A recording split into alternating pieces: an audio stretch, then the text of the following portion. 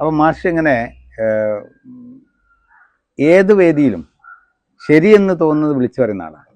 അപ്പം ഞാൻ അങ്ങനെയാണ് മാഷെ അഭിസംബോധന ചെയ്യുന്നത്. അപ്പം അങ്ങനെ പറയുമ്പം സാധാരണഗതിയിൽ എനിക്കിഷ്ടമില്ലാത്തത് ഒരാൾ പറഞ്ഞാൽ ഇന്നത്തെ രീതി എന്താ വെച്ചാൽ ജീവൻ രക്ഷാ പ്രവർത്തനം. മാഷ ആ വാക്ക് ഓർമ്മിക്കുന്നുണ്ടാവും. വണ്ടീൻ്റെ മുകളിൽ നിന്നും അവനെ എടുത്ത് ഹെൽമെറ്റ് കൊണ്ട് അടിക്കുക, പൂച്ചട്ടി കൊണ്ട് അടിക്കുക, ജീവൻ രക്ഷാ പ്രവർത്തനം. അപ്പോൾ എന്തെങ്കിലുമൊക്കെ ഇങ്ങനെയുള്ള, അതല്ല ഞാൻ ഉദ്ദേശിച്ചത്, എതിരാളികളുടെ എന്തെങ്കിലുമൊക്കെ ഏൽക്കേണ്ടി വന്നിട്ടുണ്ട്. എനിക്കും അത് ശാരീരികമായിട്ടല്ല പറഞ്ഞത്, മാനസികമായിട്ട്. കാരണം മാഷ് പലപ്പോഴും അല്ല, അത് എന്തായിട്ട് പറയുന്നില്ല. തേജസ്, നിങ്ങൾ ഇത് അറിയുന്നത് ഇപ്പോ യൂട്യൂബോ ഫേസ്ബുക്കോ വാട്സപ്പൊക്കെ ആയിട്ടാണ്, അല്ലെങ്കിൽ ടെലിവിഷൻ, ഇതൊക്കെ ഈ അടുത്ത് വന്നതല്ലേ. ഞാൻ ഈ തരം വിമർശനങ്ങൾ തുടങ്ങി ഒരുപാട് കാലമായി. അപ്പോൾ ഞാൻ ഉദാഹരണം പറഞ്ഞുതരാം. 1970 കോഴിക്കോട് കേന്ദ്രമാക്കിയിട്ട് NP മുഹമ്മദിന്റെ നേതൃത്വത്തിൽ ഇസ്ലാം ആൻഡ് മോഡേൺ ഏജ് സൊസൈറ്റി എന്നൊരു പ്രസ്ഥാനം ഉണ്ടായി. അതിന്റെ ആവശ്യം കാലഹരണപ്പെട്ട സ്ത്രീവിരുദ്ധമായ ജനാധിപത്യ വിരുദ്ധമായ നിയമങ്ങൾ ഇസ്ലാം മതത്തിലുണ്ട്, അത് പരിഷ്കരിക്കണം എന്നാ. ഞാൻ അന്ന് ഫസ്റ്റ് വീക്ക് പഠിക്കുക, ഞാൻ അവരുടെ കൂടെ ഉണ്ടായിരുന്ന ആളാ. അന്നോട്ട് ഞാൻ അതിനെ വിമർശിക്കുന്ന ആളാ. 1985 ഷാബാനു കേസിന്റെ വിധി വന്നു.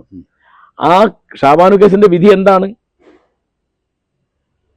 വിവാഹമുക്തയായ സ്ത്രീക്ക് പുനർവിവാഹം വരെയോ മരണം വരെയോ മുൻ ഭർത്താവ് ചെലവിന് കൊടുക്കണം എന്നുള്ള CRPC 125 പരിധിയിൽ നിന്ന് മുസ്ലിം ഭർത്താവിനെ ഒഴിവാക്കാൻ കഴിയില്ല, മുസ്ലിം ഭർത്താവും കൊടുക്കണം എന്നാ. അതാണ് ഷാബാനു കേസിന്റെ വിധി. അത് വലിയ ക്ഷോഭമുണ്ടാക്കി. കേരളത്തിൽ അതിനെ എത്ര കുറച്ച് ആളെ അനുകൂലിച്ചുള്ളൂ മുസ്ലിങ്ങൾ. PP Ummerkoya, NP Muhammad, NP Moideen, EK ബിച്ചുബാവ,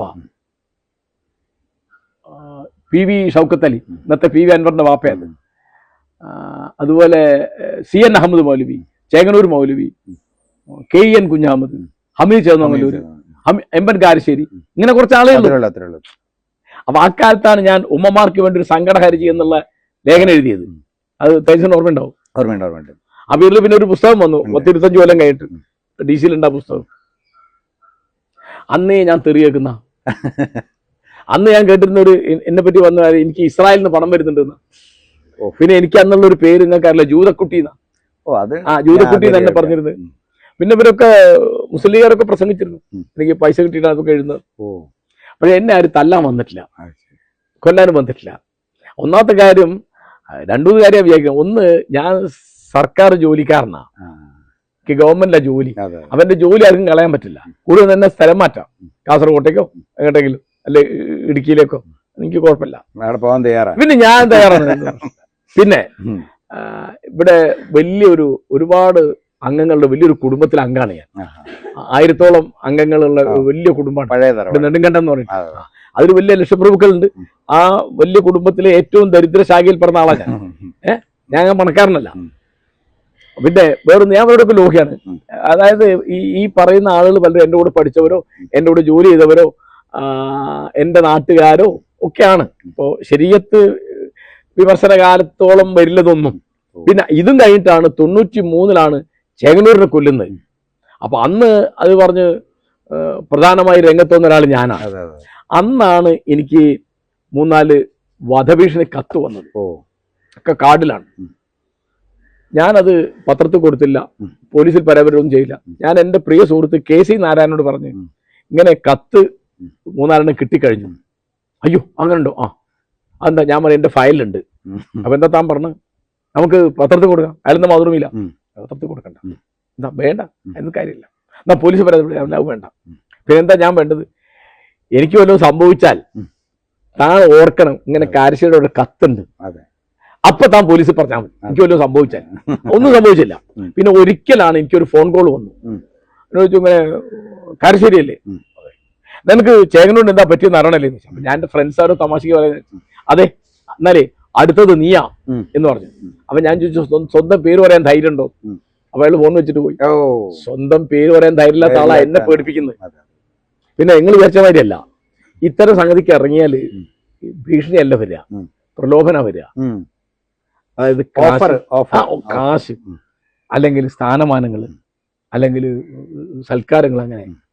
എനിക്ക് ആ ഇവരോടൊക്കെ വലിയ ബഹുമാനം. കാരണം ഇതുമായിട്ട് എന്നെ ആരും സമീപിച്ചിട്ടില്ല. കാരണം ചേകനൂർ സമരത്തിൽ ഉള്ള അനവധി ആളുകൾ 34 സാക്ഷികൾ ഉണ്ടായിരുന്നു. അതില് 32 ആളും കാര്യം മാറി. അദ്ദേഹത്തിന്റെ ഭാര്യ ഔവാവുമ്മയും അദ്ദേഹത്തിന്റെ പരിചാരകൻ ജബ്ബാർ ഒഴിച്ച് ബാക്കി എല്ലാവരും കാര്യം മാറി. അങ്ങനെയാണ് കേസ് സൃഷ്ടിക്കാതെ പോയത്. അവർക്കൊക്കെ വലിയ ഓഫർ കൊടുത്തു. ഓഫറല്ല, പൈസ കൊടുത്തു. അതിന്റെ വലിയ വാർത്ത കൊടുത്ത ചില പത്രക്കാർക്കൊക്കെ പിന്നെ അവരൊന്നും എഴുന്നില്ല. എന്താ, അവരാരും പോയി ഭീഷണിപ്പെടുത്തിയിട്ടില്ല. അവർക്കൊക്കെ പൈസ കൊടുക്കാണ്ടായത്. എന്നെ ഭീഷണിപ്പെടുത്താൻ ആരും വന്നില്ല. പിന്നെ പൈസയായിട്ട് എൻ്റെ അടുത്ത് ആരും വന്നില്ല. അവരോടൊക്കെ എനിക്ക് വലിയ ബഹുമാനമുണ്ട്. കാരണം എന്നെ വിലക്ക് കിട്ടില്ല എന്ന് അവർക്ക് തോന്നിയില്ല. അപ്പൊ അതിന്റെ അർത്ഥം ഞാൻ അവരോടൊരു ബഹുമാനം കാണിക്കാന്ന് എനിക്ക് തോന്നി. പിന്നെ ഞാനൊരു വ്യക്തിയെ ആക്ഷേപിച്ചിട്ടില്ല. ഞാൻ ചേകനൂർ കേസ് തെളിയണം, അതിന്റെ പ്രതികളെ അറസ്റ്റ് ചെയ്യണം, അവരെ ശിക്ഷിക്കണം എന്ന് മാത്രമേ പറഞ്ഞിട്ടുള്ളൂ. ഞാൻ ഒരു വ്യക്തിയുടെയോ ഒരു പാർട്ടിയുടെയോ പേര് പറഞ്ഞിട്ടില്ല. മുസ്ലിം മതമൗലികവാദികൾ എന്ന് പറഞ്ഞിട്ടുണ്ട് ആണല്ലോ.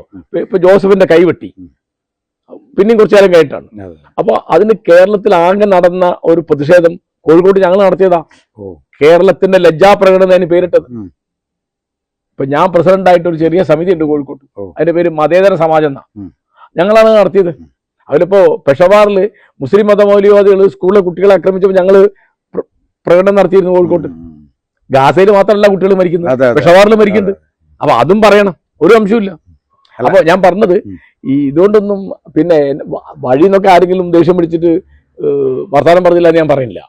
അപ്പൊ ബസ്സിലോ തീവണ്ടിയിലോ അല്ലെ കല്യാണപ്പന്തലിലോ അല്ലെ കുളിക്കടവിലോ കാണുമ്പോ നിങ്ങൾ എന്താ അങ്ങനെ പറയാൻ കാരണം എന്നോട് ചോദിച്ചിട്ടുണ്ട്. എന്നെ ഏറ്റവും അമ്പരപ്പിച്ചൊരു കാര്യം എന്താ പറയുക, അത് തേജസിന് വലിയ അത്ഭുതം തോന്നും. ആർട്സ് കോളേജില് എൻ്റെ സുഹൃത്തിന്റെ മകളായിട്ട് ഒരു ലേഡി ലെക്ചറർ ഉണ്ടായിരുന്നു. അവളുടെ ബാപ്പ എൻ്റെ സുഹൃത്താ. അവള് ഒരു ദിവസം ആ ഷാബാനു കേസിന്റെ വിധിയെപ്പറ്റി ഞാൻ എഴുതിയ ലേഖനം വലിയ ചർച്ചയായി, മാസങ്ങൾ നീണ്ടത് ചർച്ചയായിരുന്നു. അപ്പൊ ഇവിടെ വന്നിട്ട് ഞാൻ സ്റ്റാഫ് റൂമിൽ ഇരിക്കുക. അവള് വേറെ ഡിപ്പാർട്ട്മെന്റ് പേര് ഞാൻ പറയില്ല, പറഞ്ഞ അവളുടെ ഐഡന്റിറ്റി വെളിയാവും. അപ്പം അവള് ഇംഗ്ലീഷ് MA കഴിഞ്ഞ് ഗവൺമെന്റ് കോളേജിൽ അധ്യാപികയാണ്. അവള് സാരി കൊണ്ട് തലമറയ്ക്കുന്ന പോലുമില്ല, മുസ്ലിമാണ് അവള്, തലമറയ്ക്കുന്നില്ല. അപ്പൊ എന്നെ വിളിച്ചു. അപ്പൊ ഞാൻ എൻ്റെ സുഹൃത്തിന്റെ മകളാണ്, എനിക്ക് അവളെ അറിയാം. ഞാൻ അവളെ വീട്ടിലൊക്കെ പോയിട്ട്, മാഷ് എന്താ ഇങ്ങനെയൊക്കെ എഴുതാൻ കാരണം എന്ന് ചോദിച്ചു. എന്താ കുട്ടി, അല്ല അങ്ങനെ മാതൃഭൂമിയില്. അപ്പൊ എന്താ അവൾ പറഞ്ഞറിയോ, എൻ്റെ ഭർത്താവിന് വേറെ 2 ഭാര്യയുണ്ട് അല്ലെ 3 ഭാര്യയുണ്ട്, മാഷിന് എന്താ കുഴപ്പം? ഞാൻ ശരിക്കും ഞെട്ടിപ്പോയി. അവർക്ക് പ്രശ്നമില്ല, അവർക്ക് അല്ല, ഞാൻ ഞെട്ടി. അങ്ങനെ ശരിക്കും ഞാൻ വല്ലാതെയായി. കാരണം അത് വിദ്യാഭ്യാസം ഇല്ലാത്തൊരു സ്ത്രീയോ ഒരു വീട്ടമ്മയോ പറഞ്ഞ എനിക്ക് പ്രശ്നമില്ല. ഇവളുടെ ബാപ്പ ഒരു കോളേജിൽ അതിപ്രസിദ്ധനായ പ്രൊഫസറാ, ഇവളൊരു കോളേജിൽ അധ്യാപികയാ, ഇംഗ്ലീഷ്. ബാപ്പയുടെ സബ്ജക്ട് ഞാൻ പറഞ്ഞ ഞങ്ങൾക്ക് ആളെ മനസ്സിലായി, ഞാൻ പറയില്ല. അദ്ദേഹത്തിന് എനിക്ക് വലിയ ബഹുമാനമുള്ളതാണ്, എന്നോട് വലിയ കാര്യമുള്ളതാണ്. അപ്പോഴാണ് ഞാൻ എങ്ങനെയാണ് ഈ സിസ്റ്റം വർക്ക് ചെയ്യുന്നത് മനസ്സിലാക്കിയത്. കാരണം ബഹുഭാര്യത്വത്തെ ഞാൻ ഇതിനെ എതിർക്കുന്ന ഒരു സ്ത്രീ എന്നോട് ചോദിക്കുന്നത്, പുരുഷനല്ല, അല്ല പുരുഷൻ ചോദിക്കുന്നത് നമുക്ക് മനസ്സിലാക്കാം.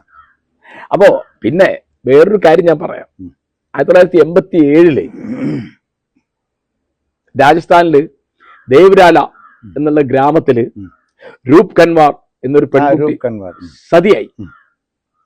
അപ്പോ വാർത്ത പുറത്തു വന്നു, ഇന്ത്യയുടെ നാനാഭാഗത്തും വലിയ ബഹളം ഉണ്ടായി, ഞങ്ങളൊക്കെ കോഴിക്കോട്ടൊക്കെ ബഹളം ഉണ്ടാക്കി. പിന്നെ വരുന്നത് എന്താണെന്നറിയാം, ഞങ്ങൾക്ക് സതി അനുഷ്ഠിക്കാൻ സ്വാതന്ത്ര്യം വേണം എന്ന് പറഞ്ഞിട്ട് ബോംബെയിൽ, കൽക്കട്ടയിൽ, ഡൽഹിയിലൊക്കെ 10,000 സ്ത്രീകൾ പ്രകടനം നടത്തുക. മനസ്സിലാവുണ്ടോ? സ്ത്രീകളാണ് എന്നെതിര്, സതി അനുഷ്ഠിക്കാൻ സ്വാതന്ത്ര്യം വേണമെന്ന്. സതി ഉണ്ടായിരുന്നില്ല കേരളത്തിൽ. കാരണം ഇവിടെ മരുമക്കത്തായാണ് പ്രധാനമായിട്ട്. നിങ്ങൾ ഭർത്താവ് മരിച്ചാൽ നിങ്ങളെ ബാധിക്കാൻ പോണില്ല. അപ്പോ ഭർത്താവ് മരിച്ച വേറൊരു ഭർത്താവ് വരുന്നുള്ളായിരുന്നു. ഇവിടെ ഒരു സംഭവം ഉണ്ടായിരുന്നു. തിരുവിതാംകൂർ മഹാരാജാവിന്റെ മുമ്പിൽ ഒരു സ്ത്രീ ഒരു അപേക്ഷയായിട്ട് ചെന്നു. അവൾ തമിഴത്തെയാ. അവളുടെ ഭർത്താവ് മരിച്ചു, അവൾക്ക് സതി അനുഷ്ഠിക്കാൻ സ്വാതന്ത്ര്യം വേണം, അനുവാദം വേണം. മഹാരാജ വേണം, അനുവദിക്കൂല. 6 ദിവസം അവള് ആ പഠിക്കല് കുത്തിയിരുന്നു. പിന്നെ അവൾ എണീറ്റ് പോയി. പക്ഷേ നിങ്ങൾ ആലോചിക്കേണ്ട കാര്യം, നമ്മുടെ ജനാധിപത്യം എവിടെ എത്തിയത്? സതി അനുഷ്ഠിക്കാൻ ഇഷ്ടമുള്ളവർക്ക് അതിന് സ്വാതന്ത്ര്യം കൊടുക്കാൻ എന്ന് പറഞ്ഞൊരു ബില്ല് ഇപ്പൊ ലോക്സഭയിൽ വരികയെന്ന് വിചാരിച്ചോ? അത് പാസ്സാവുമല്ലേ? ഇപ്പോഴത്തെ അവസ്ഥയിൽ പാസ്സാവും. അപ്പൊ എവിടേക്കാ നിങ്ങൾ പോയത്? നിങ്ങൾ എവിടേക്കാ പോയത്? 1829 കൊല്ലത്തിലായി. 1829 ബ്രിട്ടീഷുകാരെ വില്യം ബെന്റിങ്ങിന്റെ കാലത്ത് നിരോധിച്ച സാധനമാണ് സതി. ലോക ചരിത്രത്തിൽ എവിടെയെങ്കിലും ഇത്രയും വൃത്തിയായിട്ടൊരു സാധനങ്ങൾ കേട്ടിട്ടുണ്ടോ? ലോകത്ത് ഈ ഇന്ത്യ എന്താണ് മഹത്തായ കാര്യങ്ങൾ പറയാ, ഏറ്റവും നീചമായ കാര്യങ്ങൾ കണ്ടുപിടിക്കുക. ജാതി ലോകത്ത് എവിടെയുണ്ടോ? സതി ലോകത്ത് എവിടെയുണ്ടോ? മറ്റു കൊള്ളരായ്മകൾ എല്ലായിടത്തും ഉണ്ട്. അടിമത്തെ എല്ലാ നാട്ടിലും ഉണ്ട്, ഇവിടെയുണ്ട്.